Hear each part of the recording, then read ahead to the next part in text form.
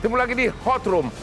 Ijazah Jokowi dikeluarkan tahun 85, berarti sudah umur 40 tahun.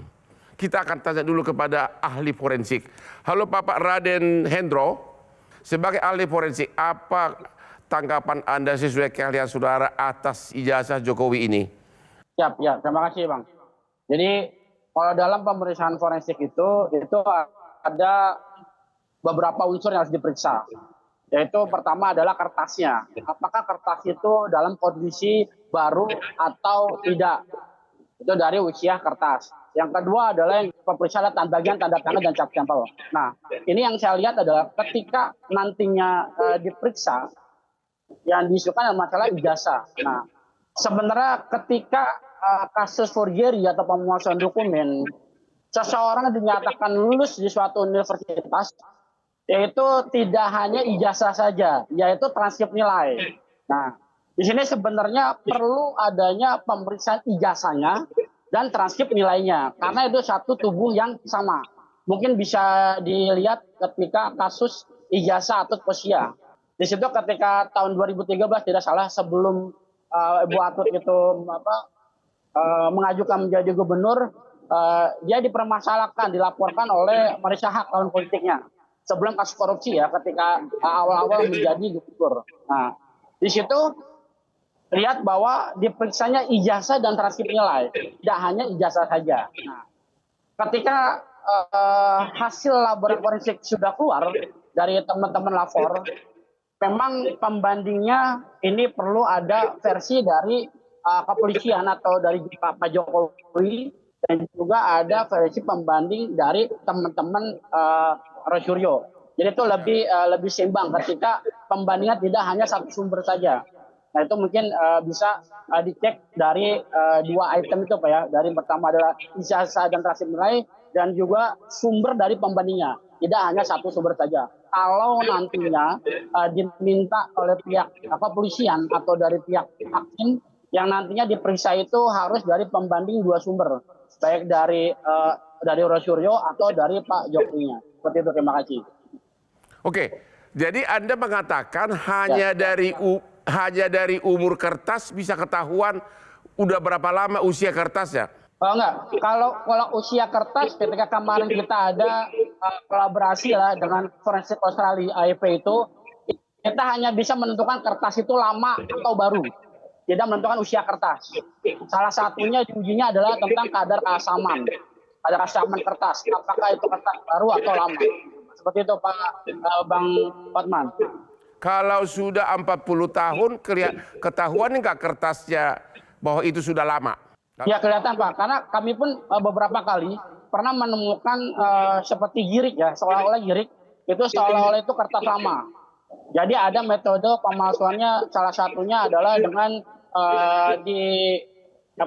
direndam dengan teh atau dengan seperti dikukus atau diwapak di dalam bambu. Itu seperti kelihatan lama, tapi ternyata itu palsu atau baru. Jadi ada beberapa dokumen yang kelihatan lama tapi ternyata baru. Itu bisa kami cek, seperti itu. Sekarang kita tanya kepada Pak Hipnu Nugroho, apakah ada upaya hukum bagi pengacara Roy Suryo untuk membuktikan bahwa kertasnya itu masih baru, tulisannya tidak benar? Ada nggak upaya hukum yang tersedia bagi pengacara dari Roy Suryo? Ada Bang, jadi kalau kita lihat dakwaannya kan 310, 311. Kalau 310 kan pencemaran nama baik. 311 adalah fitnah. Fitnah tentang keadaan sesuatu yang tidak benar. Nah, sesuatu tidak benar itu apa? Adalah sebagai primer buktinya adalah ijazah. Oleh karena itu, mau tidak mau, nanti pengadilan sebelum memeriksa yang lain dipastikan ijazah ini asli atau tidak.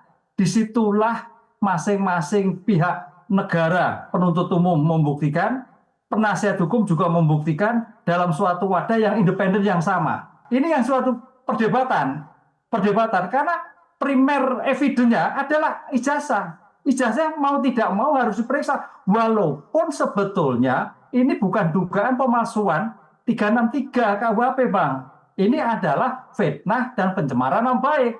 Tapi karena pencemaran baik tentang bukti yang tidak benar, mau tidak mau, hakim harus memfasilitasi, membuktikan tentang keaslian bukti yang tadi.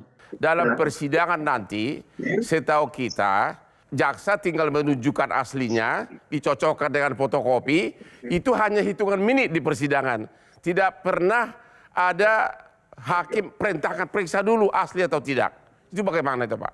Nah, inilah sekarang kan peradilan modern. Hakim harus berpikir progresif. Memang tidak diatur, tapi sebagai objeknya adalah ijazah. Sehingga kalau dipastikan ijazah itu adalah asli atau tidak, ini akan menjadikan penentuan perkara-perkara yang lain. Gitu.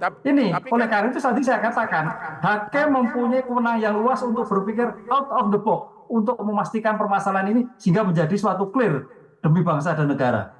Tapi orang yang tersangkut di sini kan bukan sekedar seperti Hotman Paris, ini Jokowi, Pak. Gimana? Apa hakim berani?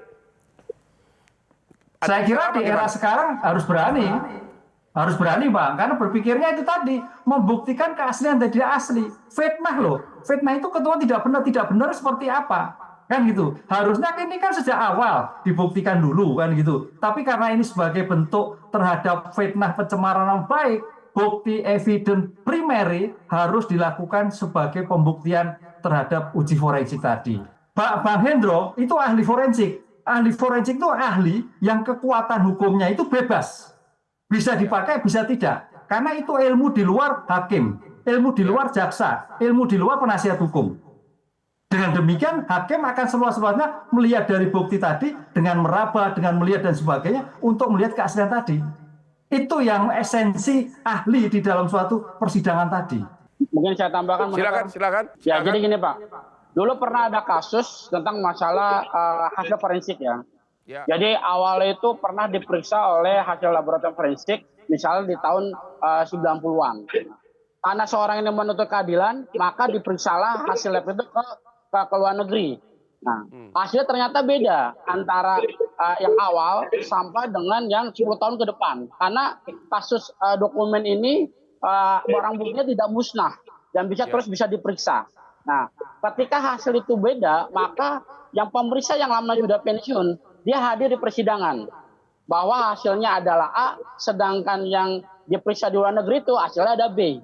Dan akhirnya yang menang adalah hasil dari B. Nah, ini adalah kedewasaan dalam hukum ya di Indonesia khususnya. Karena kemarin saya juga sudah sampaikan bahwa jika ingin negara maju, maka Indonesia itu harus adanya forensik swasta. Itu yang pertama. Yang kedua, badan intelijen negara yang berpuluhan tahun sudah ada, tapi kenapa di Indonesia tidak ada investigasi negara?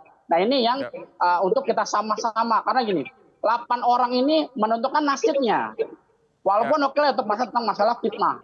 Tapi 8 orang ini adalah nasibnya mereka. Bagaimana menjadi fair, menjadi benar-benar seimbang.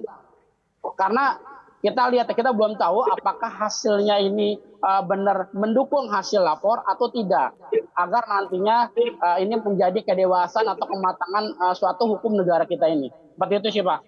Keahlian forensik sangat perlu, cumakah bakal ada kesempatan apakah hakim akan perintahkan untuk periksa secara forensik? Kita ketemu lagi setelah yang berikut ini. Jelajahi cara baru mendapatkan informasi. Download Metro TV Extend sekarang.